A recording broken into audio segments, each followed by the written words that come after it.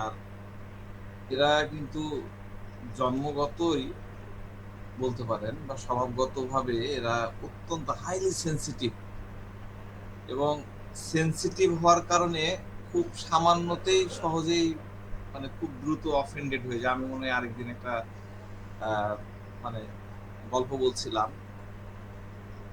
আমরা দেখি প্রায় মানে বাড়িতেই দেখি এই জিনিসটা, কিন্তু ক্লিনিক্যাল মানে এক্সপিরিয়েন্স, মানে বেশিরভাগ আমরা হয় কি একটা মজার কাজ করি। আজকে দেখেন, আজকে আমি যে কেসটা শেয়ার করব ওই কেসে কিন্তু আমি মানে ওই রোগীর কাছ থেকেই কোকুলাসের পুরা পিকচার আমরা পেয়ে যাচ্ছিলাম। যখন কনফার্ম হলাম, ওষুধ দিলাম, দেওয়ার পরে কোকুলাস দেওয়ার পরে তার এটা একদম মানে মিরাকালাসলি তার প্রবলেমটা ভালো হয়ে গেল। হওয়ার পরে আমি ইচ্ছা করেই তার কাছ থেকে ওই জিনিসগুলো জানতে চাচ্ছিলাম, নিজেকে ভেরিফাই করার জন্য। আচ্ছা দেখি তো কোকুলাসের পূর্ণ স্বভাবগুলো তার সাথে মিলে কিনা। এবং মজার ব্যাপার, প্রত্যেকটা জিনিস আমার তখন মাথায় যা যা আসছিল সব সব এসপেক্ট একদম মিলায় দেখলাম যে সে পপুলার ঠিকই ছিল, এবং ইয়ে হলো, এটা আমার একটা শেখাও হলো আর কি। তো আমার ক্লিনিক্যাল এক্সপিরিয়েন্স, আমার মানে অনেক পপুলাসের অভিজ্ঞতা আছে, সেই অভিজ্ঞতার আলোকে আমি দেখেছি, ইভেন দেন আপনাদেরও যাদের অভিজ্ঞতা আছে, আপনারা যদি একটু রিভিউ করেন, পেশেন্ট গুলার কথা মনে রাখেন, তাহলে দেখবেন যে এরা কিন্তু রাগ প্রকাশ করতে পারে না, ভিতরে থাকে, আবার খুব সেন্সিটিভ। ধরেন যে দুই একটা আহ, একটু ইয়ে হয়ে গেল, অমনি অফেন্ডেড হয়ে যায়। ঠিক আছে, এটা কিন্তু তার মানে ক্যারেক্টার, তার চরিত্রের একটা বিশেষ বিষয় আর কি। হ্যাঁ, খুব বিষয় মানে রাগ তো বাহির করতে পারতেছে না, আবার সেন্সিটিভ হয়ে যাচ্ছে। ঠিক আছে, ওই যে আমি মনে হয় গতদিন বলতেছিলাম যে শাশুড়ির জন্য সবকিছু করে, বাড়ির জন্য সবকিছু করছে, কিন্তু সে অসুস্থ, সে সবাইকে বলে রেখেছে যে আমার এই, আমি খুব অসুস্থ, আমার কোমর ব্যথা, আমার হাতের ব্যথা, আমার ঘাড়ের ব্যথা, আমি করতে পারতেছি না। তো এত কিছু সত্ত্বেও সে যখন কাজ করছে, তখন শাশুড়ি যখন এসে বলে "এই, এত সময় লাগে, তুমি তো আগে ভালো ছিল, আগে তো টাইম মতো করতে", এইগুলা কথা, এইগুলা তাকে খুব অফেন্ড করে, খোঁচা দেয়। সে মনে করে যে তারা তো শুনলো যে আমি অসুস্থ,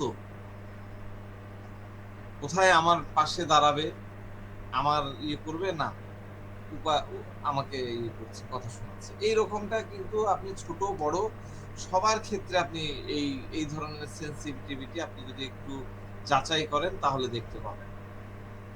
হ্যাঁ, তো এটা একটা বিষয়, অফেন্ডেড হয়ে যায়, মূল্যায়ন পেল না। হ্যাঁ, আমাকে কোথায় ইয়ে করবে, আহ, মানে কি বলবো, রেসিপ্রোকাল দিবে, আহ, প্রশংসা করবে না, উপরন্তু আমাকে খোঁচা মারছে। এই বিষয়গুলা তার কাছে খারাপ লাগে, সে এই কষ্টগুলা নেয়। ঠিক আছে, আর পরে কি ছিল, পরের স্লাইডটা ছিল যে সামনের মানুষটির এই বড় ভুল সহজে মন থেকে ক্ষমা করে এবং চলে যায়, এবং নিজে সেই ভুলের কারণে নিজের কষ্ট নিরাশা তৈরি করে।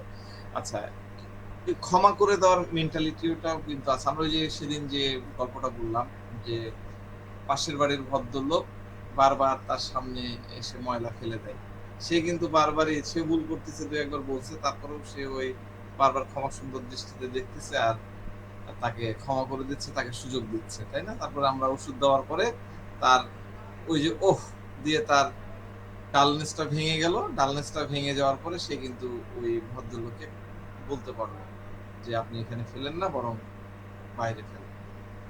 তো যাক, আমরা একটু প্রিভিয়াস দিনের দুই চারটা কথা বলে নিলাম, একটু রিভাইজ হলে ভালো লাগে। আমাদের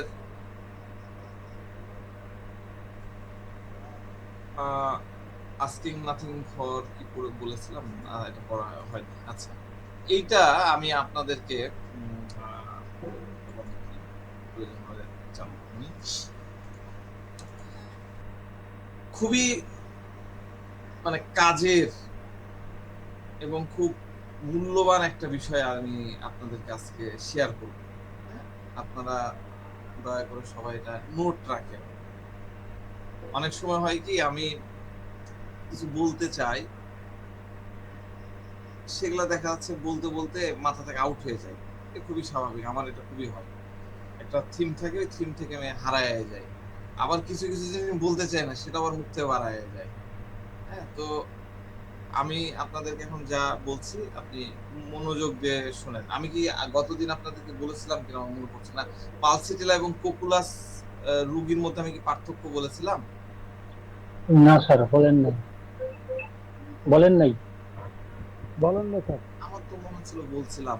খুব ভালো করে বোঝেন, পালসিটিলাও কিন্তু এরকম এল্ডিং, তারপরে এই থেমে যায়, মাইল্ড, এগুলো সব কিন্তু পালসিটিলা আছে। খুব একটা লাইন দিয়ে পার্থক্য। মেডিসিন তো দুটোই বড়, পালসিটিলাও বড়। পালসিটিলা তো আমি ক্লাস নিয়েছি, আবার ক্লাস নিব। ঠিক আছে? আর কোকুলাস তো চলছেই, কোকুলাসের আরেকটা ক্লাস নেব এবার অন্য অ্যাসপেক্টে।